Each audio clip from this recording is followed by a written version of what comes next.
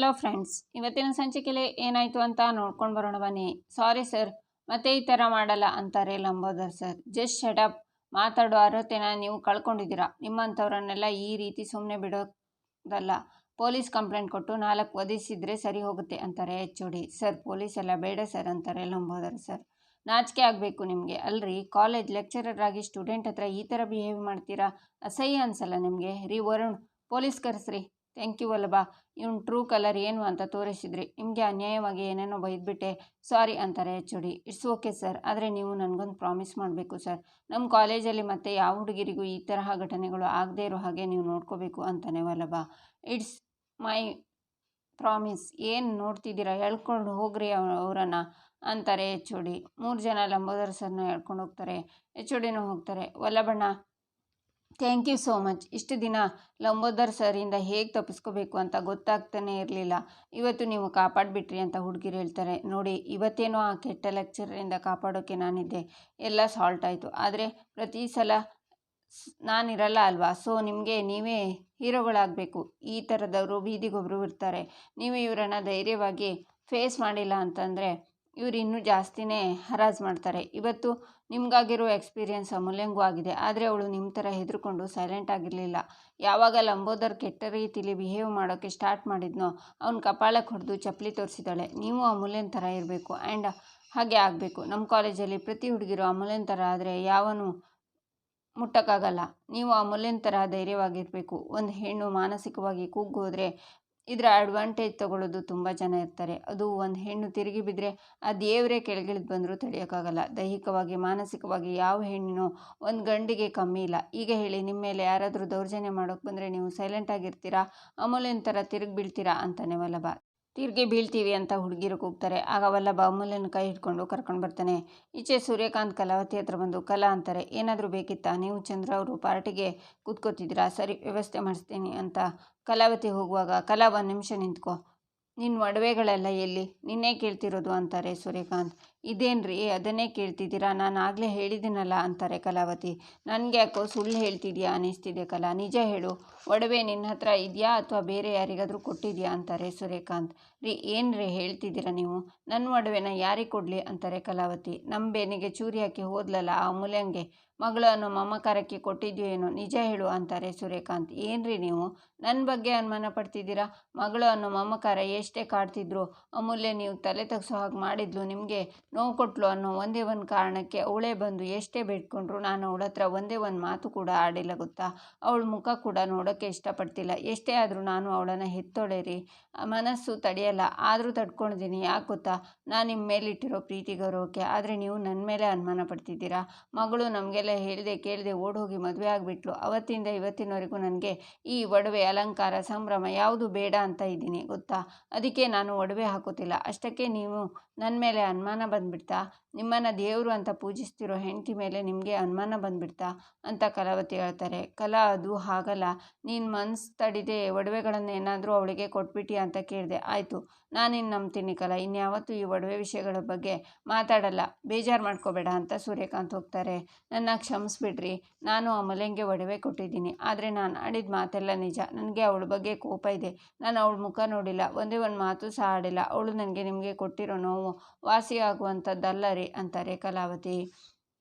ಈಚೆ ಪ್ರಿಯಾ ಅತ್ತೆ ಅತ್ತೆ ಅಂತ ಕರೀತಾಳೆ. ಗಿರಿಜಾ ಬಂದು, ಏನಮ್ಮ ಇದು ಅಂತಾರೆ.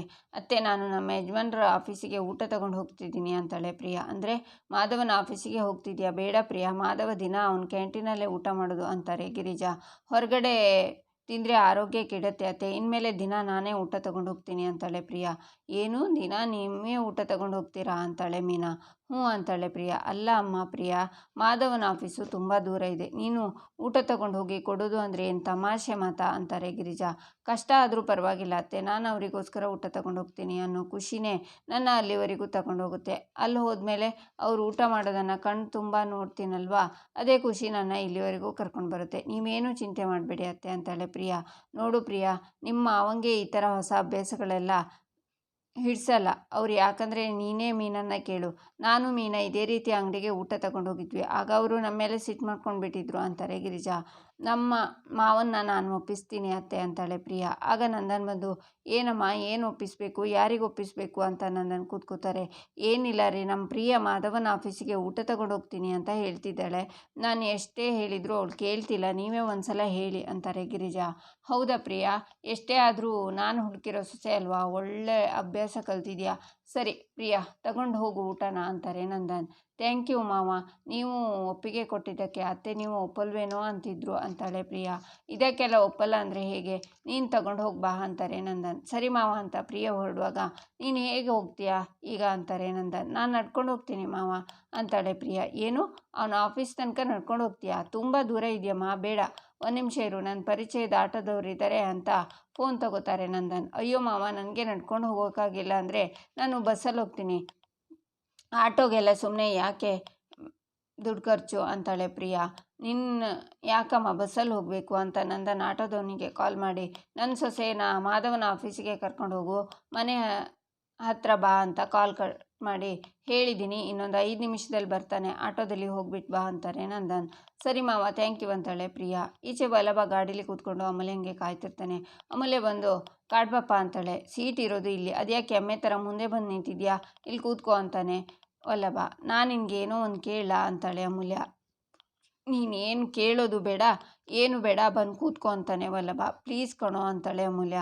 ಸರಿ ಹೇಳು ಅಂತಾನೆ ವಲ್ಲಭ. ಅದು ನಾನು ಸೆಮಿನಾರು ಚೆನ್ನಾಗಿ ಮಾಡಿದೆ, ನಾವಿಬ್ಬರು ರೆಸ್ಟಿಗೇಟ್ ಆಗದೆ ಉಳ್ಕೊಂಡ್ವಿ, ಆ ಲೆಕ್ಚರನ್ನ ನೀನು ಹಿಡಿದುಕೊಟ್ಟೆ, ನನಗೋಸ್ಕರ ನೀನು ಇಷ್ಟೊಂದೆಲ್ಲ ಫೈಟ್ ಮಾಡಿದೆ ಅಲ್ವಾ, ಅದಕ್ಕೆ ನಿನಗೇನಾದರೂ ಟ್ರೀಟ್ ಕೊಡಿಸ್ಬೇಕು ಅನ್ನಿಸ್ತಿದೆ, ಮುಂದೆ ಎಲ್ಲಾದರೂ ಗಾಡಿ ನಿಲ್ಲಿಸ್ತೀಯಾ, ಏನಾದರೂ ಟ್ರೀಟ್ ಕೊಡಿಸ್ತೀನಿ ಅಂತಾಳೆ ಅಮೂಲ್ಯ. ಏನು ಕೊಡಿಸ್ಬೇಕು ಅಂದ್ಕೊಂಡಿದ್ಯಾ ಅಂತಾನೆ ವಲ್ಲಭ.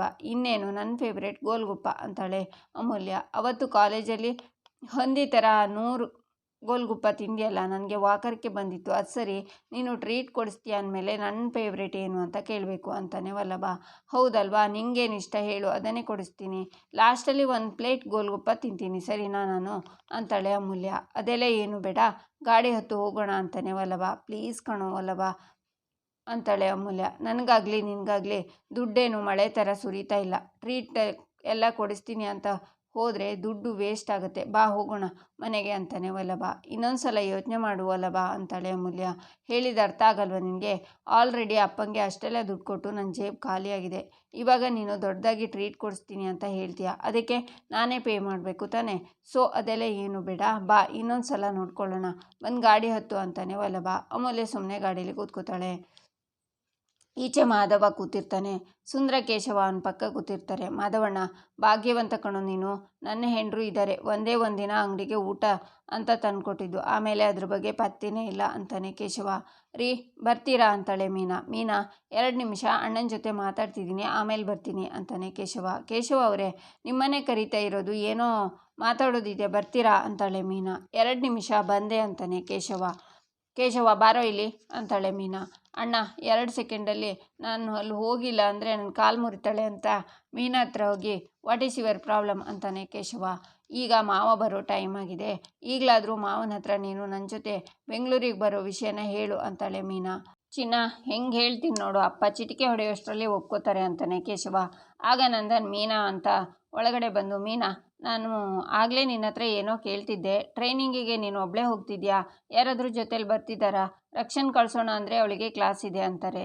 ಅಪ್ಪ, ನನಗೆ ಅಂತ ಇಂಪಾರ್ಟೆಂಟ್ ಕ್ಲಾಸ್ ಏನೂ ಇಲ್ಲ, ನಾನು ಬೇಕಿದ್ರೆ ಅಂತ ರಕ್ಷೆ ಹೇಳುವಾಗ, ನೀನು ಎಲ್ಲಿಗೂ ಹೋಗೋದು ಬೇಡ, ಸುಮ್ಮನಿರು, ಚೆನ್ನಾಗಿ ಓದಿ ಕಲೆಕ್ಟರ್ ಆಗಬೇಕು, ಊರೆಲ್ಲ ಸುತ್ತೋದು ಬೇಡ ಅಂತಾರೆ ನಂದನ್. ಕೇಶವ ಅಪ್ಪ ಅಂತಾನೆ. ಗಿರಿಜಾ, ನೀನೇ ಹೋಗ್ಬಾ ಅಂತಾರೆ ನಂದನ್. ಆಯಿತು ರೀ, ನಾನೇ ಹೋಗಿ ಬರ್ತೀನಿ ಅಂತಾರೆ ಗಿರಿಜಾ. ಅತ್ತೆ, ನೀವೇನಾದರೂ ನನ್ನ ಜೊತೆ ಬರೋಕೆ ಒಪ್ಕೊಂಡ್ರೆ ನಿಮ್ಮ ಸೊಸೆ ಇದ್ದಾಳಲ್ಲ ಪ್ರಿಯಾ ಅವರು, ನೀವು ಇಲ್ಲದೇ ಇರೋ ಟೈಮಲ್ಲಿ ಇಡೀ ಮನೇನ ಕಂಟ್ರೋಲ್ಗೆ ತಗೊಂಡ್ಬಿಡ್ತಾರೆ, ಯೋಚನೆ ಮಾಡಿ ಅಂತ ಮೀನಾ ಗಿರಿಜಾ ಕಿವಿ ಹತ್ರ ಮೆತ್ತಗೆ ಹೇಳ್ತಾಳೆ. ಆಗ ಗಿರಿಜಾ ಅಯ್ಯಯ್ಯೋ ಅಂತಾರೆ. ಏನಾಯಿತು ಗಿರಿಜಾ ಅಂತಾರೆ ನಂದನ್. ಏನಿಲ್ಲ ರೀ, ಮೀನನ ಜೊತೆ ಹೋದರೆ ತುಂಬ ದಿನ ಆಗಿಬಿಡುತ್ತೆ, ಮನೇಲಿ ತುಂಬ ಕೆಲಸ ಇರುತ್ತೆ, ಅದಕ್ಕೆ ನಮ್ಮ ಮೀನಾ ಜೊತೆ ಕೇಶವ ಹೋಗಿ ಬರಲಿ ರೀ ಅಂತಾರೆ ಗಿರಿಜಾ. ಅಮ್ಮ ಹೇಳ್ದಂಗೆ ಹೋಗ್ಬೋದಿತ್ತು, ಅಂಗಡೀಲಿ ಡೆಲಿವರಿ ಇದೆ, ಕೆಲಸ ಇದೆ ಅಂತ ಕೇಶವ ಹೇಳುವಾಗ, ಅವನಿಗೆ ಅಂಗಡೀಲಿ ತುಂಬ ಕೆಲಸ ಇದೆ, ಅವನು ಬೇಡ, ಯಾರನ್ನು ಕಳಿಸೋದು ಅಂತಾರೆ ನಂದನ್. ಪರವಾಗಿಲ್ಲ ಮಾವ, ಯಾರೂ ನನ್ನ ಜೊತೆ ಬರೋದು ಬೇಡ, ನಾನು ಒಬ್ಬಳೇ ಹೋಗ್ಬಿಟ್ಟು ಬರ್ತೀನಿ ಅಂತಾಳೆ ಮೀನಾ. ಒಬ್ಬರೇನಾ? ಅಲ್ಲಿ ಎಲ್ಲಿ ಉಳ್ಕೋತೀರಾ ಅಂತಾಳೆ ಪ್ರಿಯಾ. ಅಲ್ಲಿ ಹೋಟೆಲ್ ರೂಮ್ ಕೊಡ್ತಾರೆ ಅಲ್ಲಿ ಅಂತಾಳೆ ಮೀನಾ. ಏನು ಹೋಟೆಲ್ ರೂಮಲ್ಲ, ಅದು ಒಬ್ಬರೇ? ಅಯ್ಯಯ್ಯೋ ಅಂತಾಳೆ ಪ್ರಿಯಾ. ಅದರಲ್ಲಿ ಏನಿದೆ ಪ್ರಿಯಾ ಅವರೇ, ನೀವು ಯಾವತ್ತೂ ಹೋಟೆಲ್ ರೂಮಲ್ಲಿ ಉಳ್ಕೊಂಡೇ ಇಲ್ವಾ ಅಂತಾಳೆ ಮೀನಾ. ಉಳ್ಕೊಂಡಿದ್ದೀನಿ, ಆದರೆ ನಾನು ಒಬ್ಬಳೇ ಅಲ್ಲ, ನಾನು ನಮ್ಮಪ್ಪ ಅಮ್ಮ ತಂಗಿ ಎಲ್ಲರೂ ಇದ್ವಿ ಅಂತಾಳೆ ಪ್ರಿಯಾ. ಪ್ರಿಯಾ ಅಕ್ಕ, ಆಫೀಸ್ ಅವರೇ ಕೊಡೋ ರೂಮು ಸೇಫ್ ಆಗೇ ಇರುತ್ತೆ.